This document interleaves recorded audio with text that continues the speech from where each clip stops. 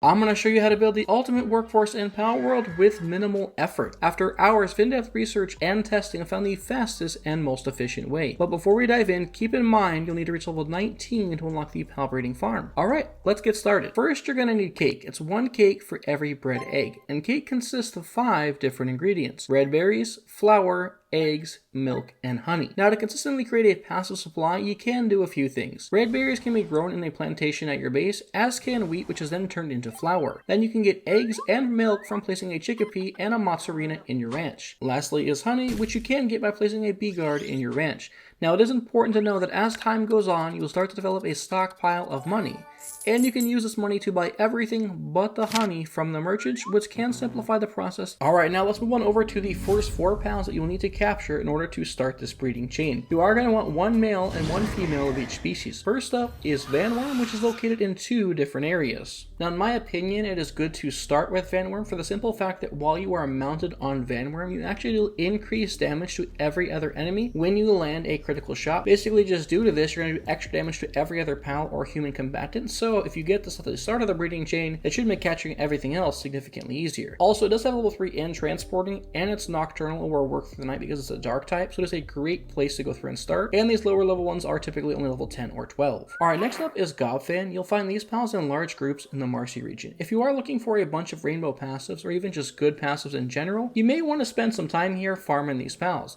and not just for the 1 or 2 species. This is actually just due to the fact that it's one of the largest groups of same species pals in the game, making them excellent to actually farm for passives. Alright, now next up is Terra and Grisball. They can both be located in the Sanctuary 1 location, which is just south of the starting zone. The pals here will be around level 20, which is perfect because you unlock the pal breeding farm as mentioned previously at level 19. Now, if you do happen to see Petulia while you're here, go ahead and capture it as well, as it will actually skip step 1 in this process. Alright, now that you have all 4 of these pals, let's get started. First up, we will be breeding Vanworm with Terra, which will give us Petalia. Again, if you already caught it, you can skip this step. Then you want to breed Vanworm with Grisbolt to get Mossanda. Then we'll breed Mossanda with Petulia to get Lylene, which is our first base pal. Lylene is the only level 4 planting pal in the game, so without work suitability books, this is the best planting option. Then breed Lylene with Terra to get Anubis, who's our second base pal. While many will go back and forth regarding who's the best handiwork pal, as there are 3 in total who have level 4 actually handiwork suitabilities, the others being Selene and Splatterina, Anubis has the most overall utility. Both Splatterina and Selene can transport and make medicine, but we already have a medicine pal covered later in this video, and we'll have a better pal on the list for transporting, so mining is the best second skill for this specific setup. Alright, now breed Anubis with Vanworm to get Felaris. Now, Felaris is not a base pal, but they're actually the fastest and best flyer prior to obtaining Jet Dragon, and you obtain it settle at level 38. Then breed Felaris with Lylene to get Yormantide, and Yormantide has level 4 in watering and can be used as a great pal for watering if you choose. However, if you are like me and you hate how big they are in your base, then you can breed Yormantide with Felaris to get Felaris Aqua, who is our third base pal. They also have level 4 in watering, and they have level 3 in transporting. They're smaller, and they're more productive because when they're not watering, they will always still be doing something.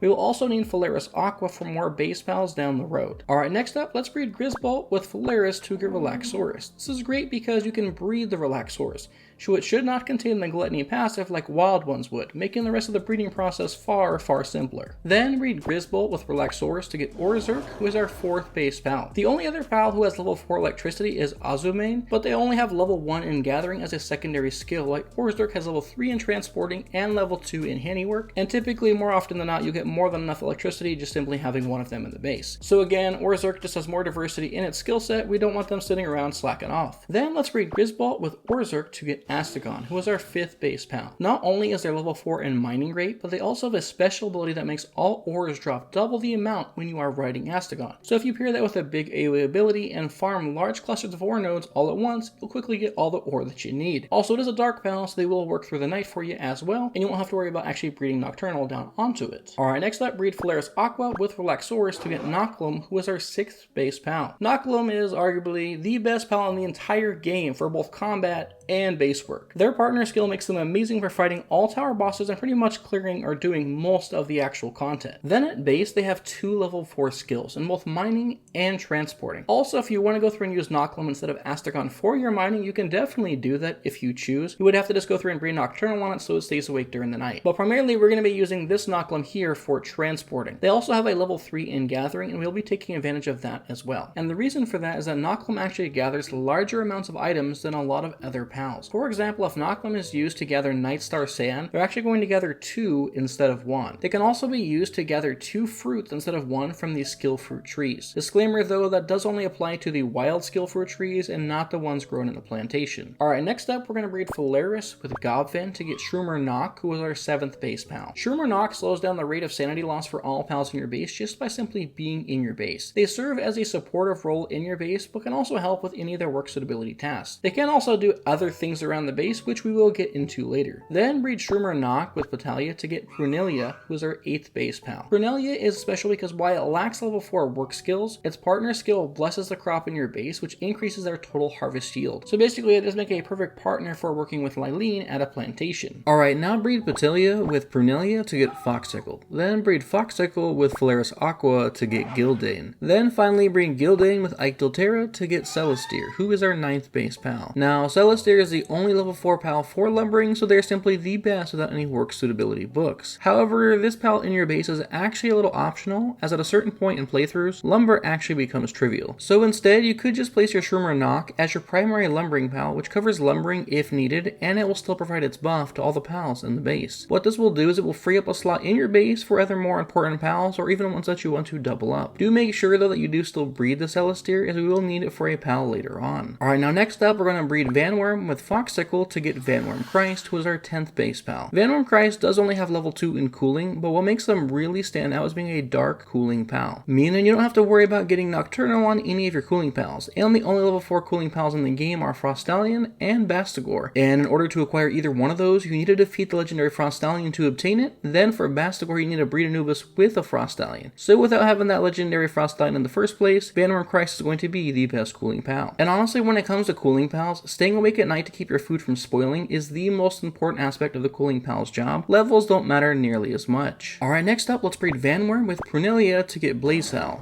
Then breed Blazehal with Yormantide to get Yormantide Ignis, who is our 11th base pal. This is going to be the only level 4 killing pal in the game that can be acquired through breeding and available to you pretty early on. So with that being said, they are the best killing pal through pretty much the entire portion of the game. However, once you are in the end game, it would be worth it to challenge the Blazomit Ryo raid boss, as they also have level 4 in killing and level 4 in mining. Meaning, once they're done smelting resources for you or cooking, they can continue to stay busy through mining. Additionally, they are significantly smaller than Yormantide Ignis, which is always a nice bonus. Next up, breed Ichdilterra with Gobfin to get Verdash. Then breed Verdash with Celestir to get Lulu, who is our 12th base pal. Lulu is another base support pal, and while at the base, Lulu infuses your farms with energy, increasing the crop growth rate. Alright, so that's it for all the breeding, and at this point you'll have had at least one of all of the pals that you need for your actual base. But there is so much more to optimizing your base. Alright, now for this example, and my personal preference, I will not be including Celestir in our base or Astragon. So that means we actually have 10 of 15 total pals. Now in order to determine what we need most in the base, we're going to head over to the monitoring stand. Now in the event that there was any questions in regards to the best way to actually breed your pals, let's talk about assigning pals to workstations. As you can see here, we can see all the available stations that a pal can work at in my base. It is in this menu where you want to navigate to the breeding farm and assign both of the pals that you want to be in the breeding area. Once you do that, they will not leave the area. They will breed and they will sleep there. This is for sure the best way to make sure that they forget all other responsibilities and just focus on breeding. Okay, now let's talk work speed. It was shared with me that work speed through this monitoring stand affects breeding time,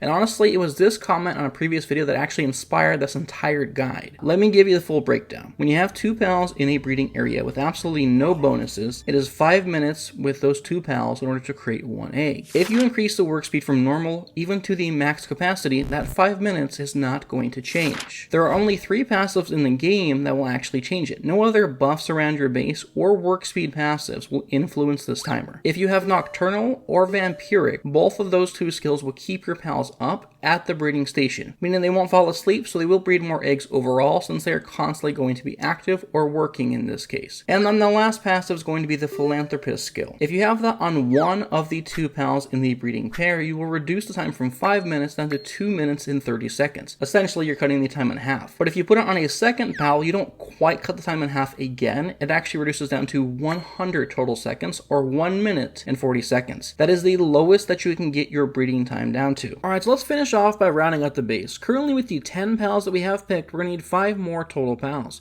So let's look at what jobs we're going to want more support in. So first, let's start with Venom Christ for cooling. We're going to want to disable the transporting skill. It's want Venom Christ to never leave the food and constantly keep it cool. Then for Blazemut Ryo, we're going to keep both the kindling skill and the mining skill active. This will ensure they stay productive even if we don't have them cooking something for us. Then Anubis is our main handiwork pal. We're also going to keep its mining skill active but disable its transporting skill. We have other pals that we're going to rely on for moving our items around later down in this list. Then for Lylene, we're going to keep planting and gathering on and disable both medicine and handiwork. Then for Felaris Aqua, we're going to keep its skills as is. It will water as a primary skill and transport as needed. Then for Orzurk, we're going to keep electricity and transporting on, but turn off handiwork. Transporting will ensure it stays busy even once the power is completely topped off, and we'll always focus electricity first and transport as a secondary skill. Then for Lulu, we're going to keep planting and gathering on and turn off handiwork and medicine. Then for Knocklem, we're going to keep on transporting and gathering and disable mining. Then for Prunelia, we're going to keep on planting, gathering, and medicine. Then for Shroomer Knock, you can do one of two things. You could turn it into your Lumbering Pal, which is what I'm going to do since I opted not to include Celestia in my base. However, if you choose to have a dedicated Lumbering Pal, then you'd want to set Shroomer Knock to planting and gathering. Alright, so that is all 10 of our current pals.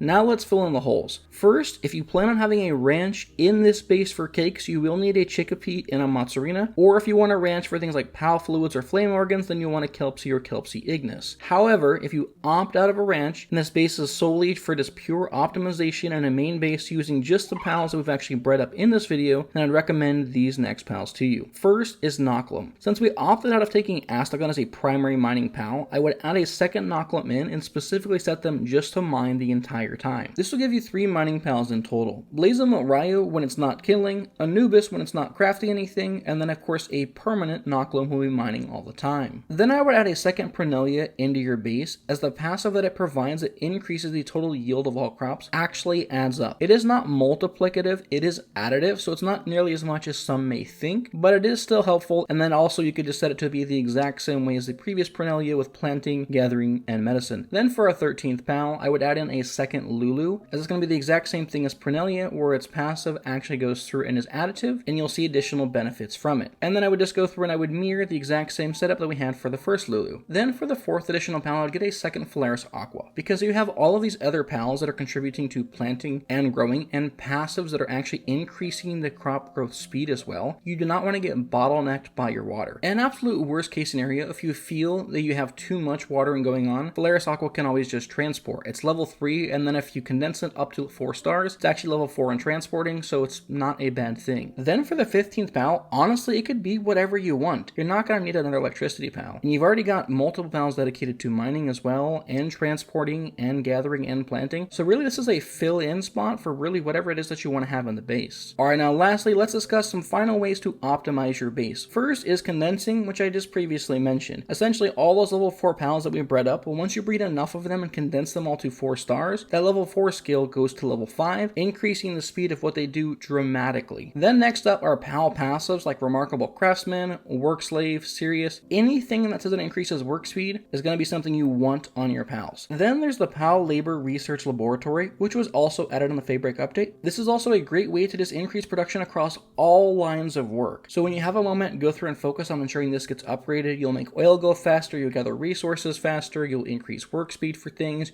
your eggs will actually go through and hatch faster. So 100% invest in leveling this up. Then lastly are pal souls. You can increase your pal's work speed up to 60 total %. And the best way to farm pal souls is explained in this video here.